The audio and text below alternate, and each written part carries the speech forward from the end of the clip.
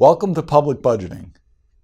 This course is designed to give you an introduction to key concepts and skills that are involved in developing public budgets. The person who really deserves the most credit for the development of this course is someone named Bill Duncombe.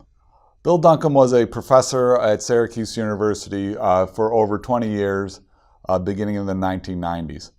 And he really poured his heart and soul into developing this course and to making it a course that can provide students with the concepts and skills that they need to work effectively with public budgets.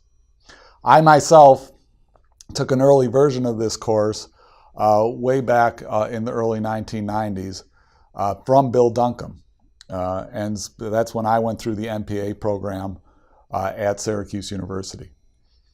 Since that time, since I returned to the academic world and to Syracuse University as a faculty member, I've probably taught the course about 10 times now. So a little bit about myself. After finishing the MPA at Syracuse University, I spent a number of years working in the Erie County Budget Office. Erie County is a large county in western New York where the city of Buffalo is located. And over the course of these videos, I'll reference at a few different points in time different stories and examples from my time working as a budget analyst. After returning to the academic world, I've really focused most of my efforts on state and local government finance and on social policy. And where those two topics come together is in the area of education policy, which I view as both one of the most important aspects of state and local government finance and also a very important area of social policy. And so most of my research is looking at various types of education policies.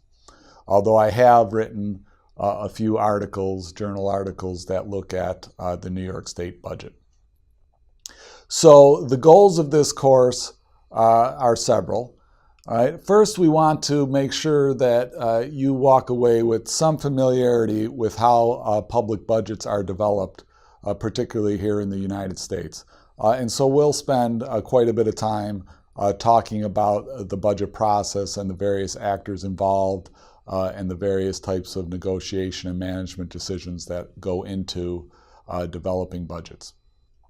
The second thing that we want you to take away from this course is to develop some of the key analytic concepts and skills that you need in order to think about the costs of government operations and programs, and that can help you put together the expenditure side of a budget.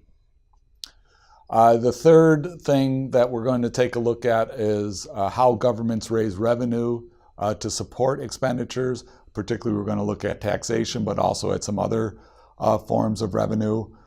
So we'll look at, and we're going to have a particular focus on state and local government revenue sources. So we'll look at the sales tax, the property tax, the lottery, and user charges.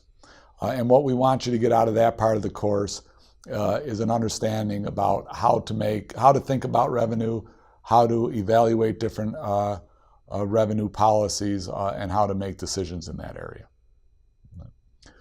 One important point to make about this course is that budgeting is really about doing. All right? And so a lot of the learning you're going to do in this class is about doing. That's not to say that the videos that you're going to watch over the next 10 weeks aren't important. Those will be important. But really, where I expect you'll do most of your learning in this course is by trying to put to practice some of the concepts and skills that are covered in the lectures. So what we have for you is a series of homework assignments and also a longer budgeting project, which is where I expect that you're going to do most of your learning in this class. Related to that point is we are going to rely heavily in the course on Excel. All right? Excel is a very powerful tool for getting a lot of the work that needs to be done on budgets, and so it's an important skill for you to develop. If you're not comfortable with Excel at the start of the course, that's completely fine. One of the things we want you to develop is some level of comfort with Excel. We've tried to provide some resources that you can refer to, but if you're not comfortable, I wouldn't worry too much about it, because really part of the purpose of the course is to help you develop those skills. So that's my advice for approaching this course. I hope you enjoy it, and more importantly, I hope you learn a lot.